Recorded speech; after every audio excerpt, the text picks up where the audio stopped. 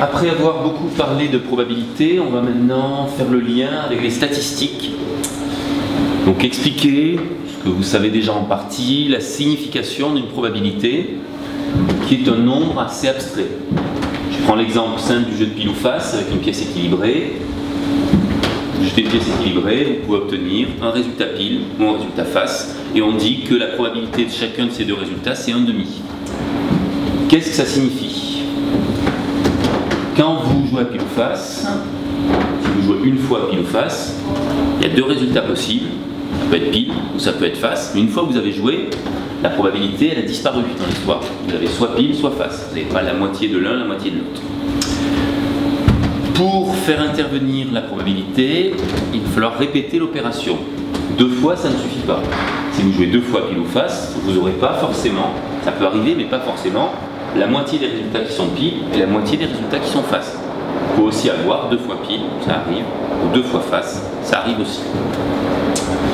Par contre, si vous jouez à ce jeu un grand nombre de fois, la fréquence d'apparition du résultat pile, sur ce grand nombre de tirages, elle va tendre effectivement vers la probabilité. La probabilité s'interprète comme une limite d'une fréquence. C'est un résultat qu'on appelle la loi faible des grands nombres. Je vais passer sur la démonstration qui utilise le théorème de Tchebychev, l'inégalité de Tchebychev qu'on a étudié avant, pour passer directement à un énoncé en français de cette loi faible des grands nombres. Dans une expérience aléatoire, si on considère un événement de probabilité P, qu'on répète l'expérience n fois et qu'on note Fn la fréquence d'apparition du résultat, alors Fn tend vers P quand n tend vers l'infini.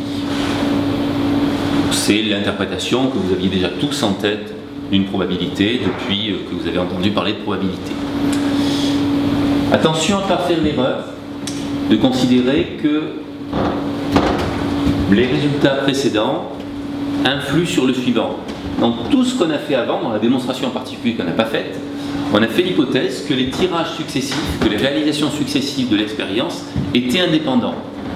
C'est une hypothèse qui est physiquement réalisée très souvent. Vous jetez une pièce, sauf si vous l'abîmez vraiment ou si vous la perdez en route, vous pouvez la relancer et le résultat la deuxième fois sera indépendant du résultat obtenu la première fois. Cette hypothèse, puisqu'on l'a faite, on ne peut pas revenir dessus à la fin.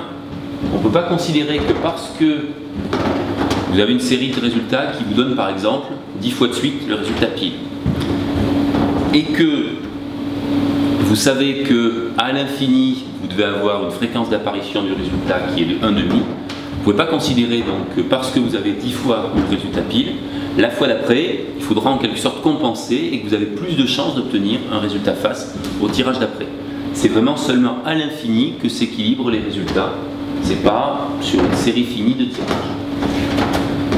Donc si vous jouez à pile ou face et que vous supposez au départ que les résultats sont indépendants, vous devez considérer qu'ils le sont jusqu'à la fin et que donc vous avez tout à fait la possibilité d'avoir des fois, ça n'arrive pas souvent, mais d'avoir des fois une série de longs résultats pile, de longs résultats face qui ne vous permettront pas de prédire ce qui sortira la fois d'après.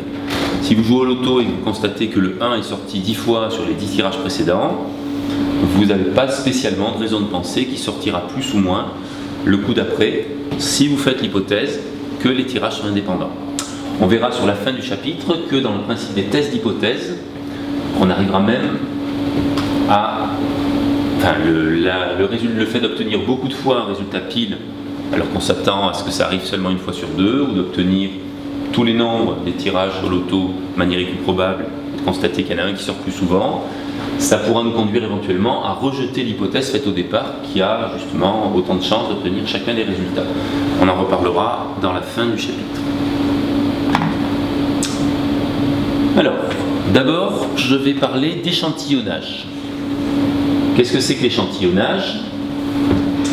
C'est étudier les propriétés d'un échantillon connaissant la loi de répartition des valeurs, la loi théorique de répartition des valeurs.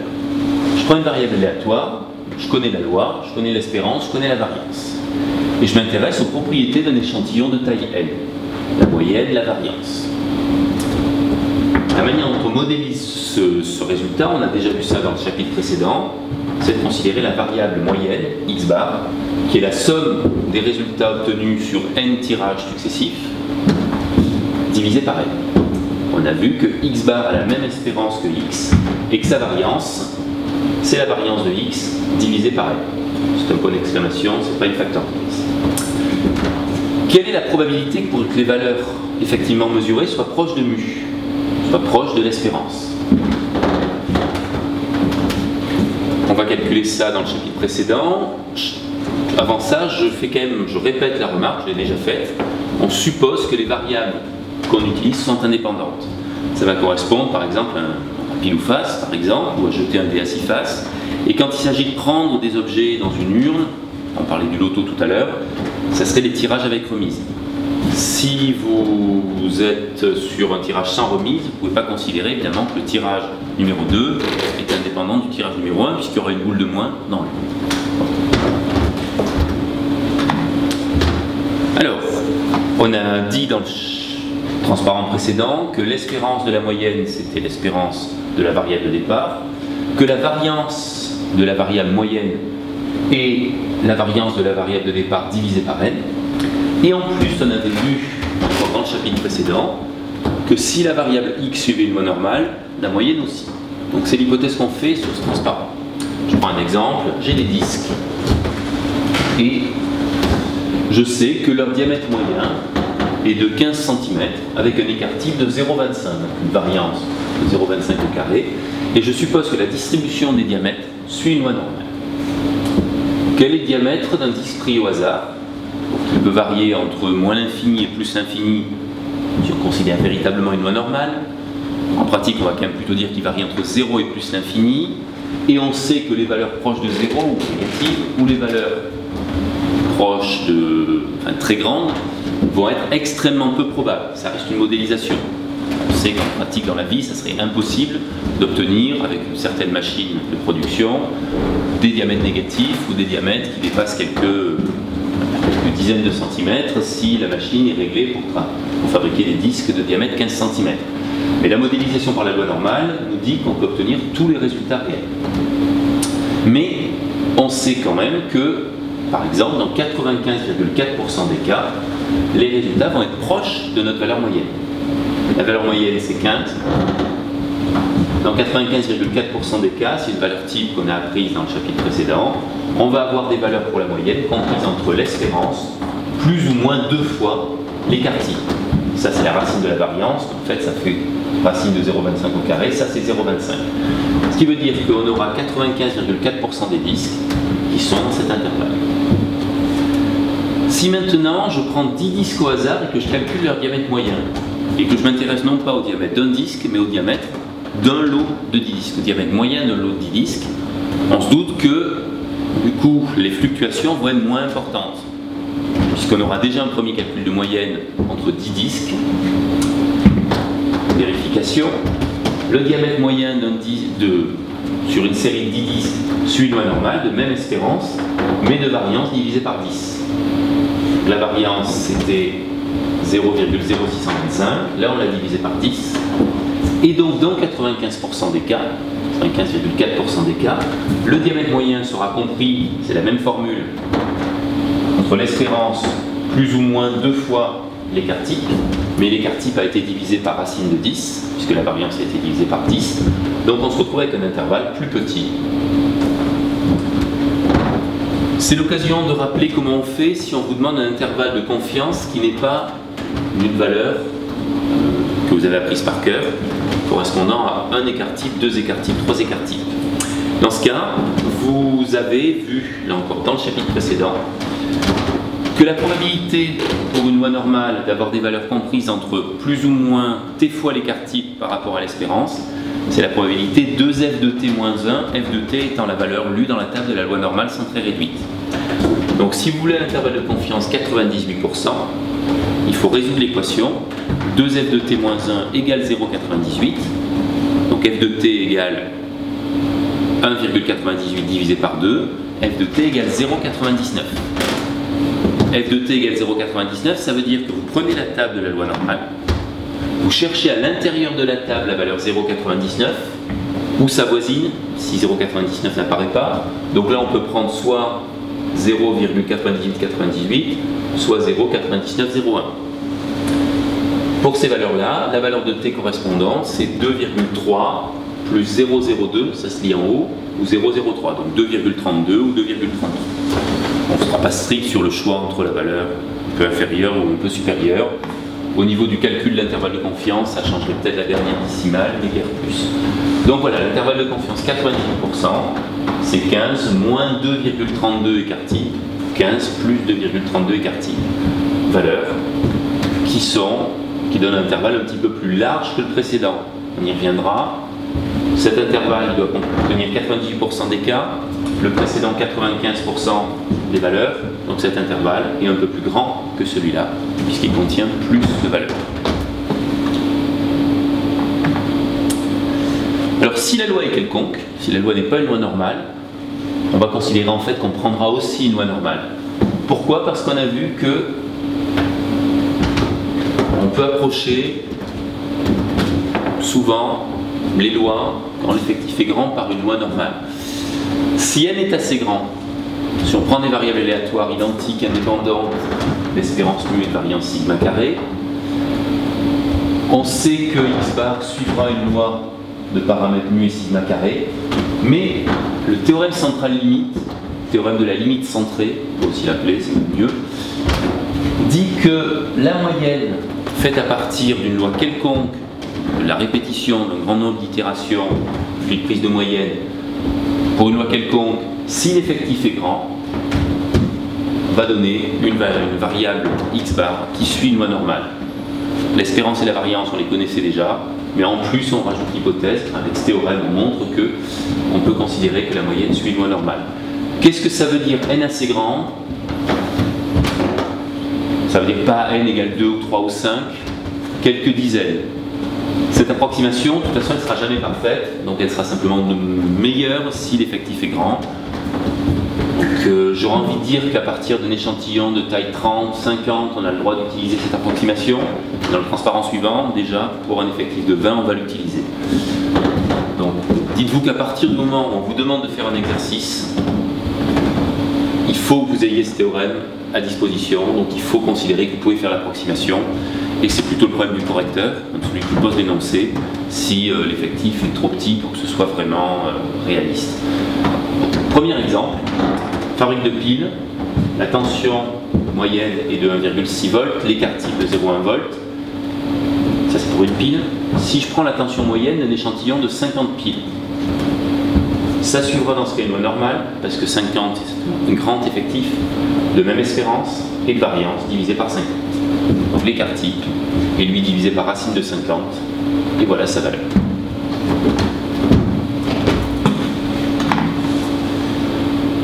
Une autre situation d'échantillonnage, c'est la situation suivante. On connaît dans la population la proportion de personnes qui ont telle ou telle caractéristique. Par exemple, la proportion de gens qui ont voté pour un candidat. Donc l'élection est faite. Le candidat A a obtenu une proportion B de vote. Et je m'intéresse à la proportion de votants pour le candidat dans un échantillon de taille N. Dans ce sens-là, ce n'est pas un sondage, c'est un peu l'inverse d'un sondage. C'est moins intéressant, mais ça permettra par la suite d'étudier justement le principe du sondage. Donc là, on connaît la population, on souhaite évaluer un échantillon. Quel est le nombre de votants pour le candidat A dans notre échantillon? Alors, l'échantillon étant choisi au hasard, on peut considérer que le nombre de votants pour le candidat A, il va varier entre 0 et N. On peut très bien avoir un échantillon où aucun électeur n'a voté pour le candidat A, un échantillon où tous les électeurs ont voté pour le candidat, mais le plus souvent, on sent bien quand même, on sait que la proportion de votants pour le candidat A dans l'échantillon va être pas trop éloignée de la proportion dans la population. Plus précisément, la proportion de votants, le nombre de votants pour le candidat A dans notre échantillon suit une loi binomiale. Pour chacun des n personnes de l'échantillon, on doit tirer au sort est-ce qu'il a voté pour le candidat A ou pas, avec une probabilité P à chaque fois. C'est exactement la loi binomiale. Si l'effectif est grand, cette loi binomiale peut s'approcher par une loi normale. De même espérance, NP, et de même variance, NP fois 1 moins P. Ce qui nous intéresse, ce n'est pas le nombre de votants, c'est la proportion de votants, donc la fréquence. On divise le nombre de votants pour le candidat A par le nombre de votants en tout, le nombre de personnes dans l'échantillon. Ça revient à multiplier cette loi normale par la constante 1 sur n. Ainsi, on multiplie l'espérance par 1 sur n et la variance par 1 sur n carré. Donc ça revient à avoir une fréquence qui suit une loi normale de paramètre P et P fois 1 moins P sur n.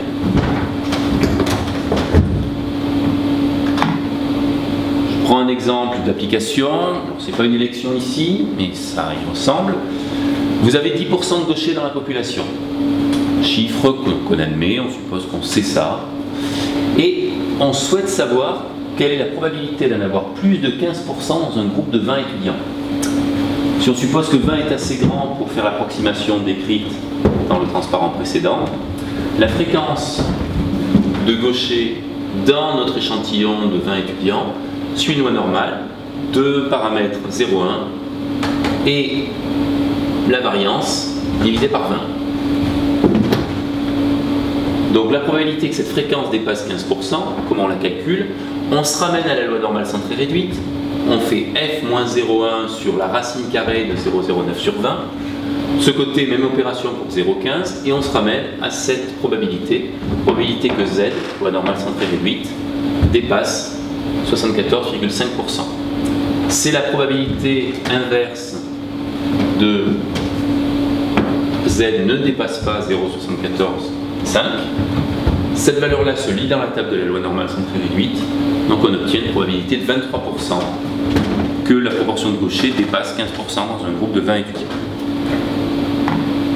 Donc ça, c'était deux exemples d'échantillonnage. On connaît la population, on veut en déduire les propriétés des échantillons.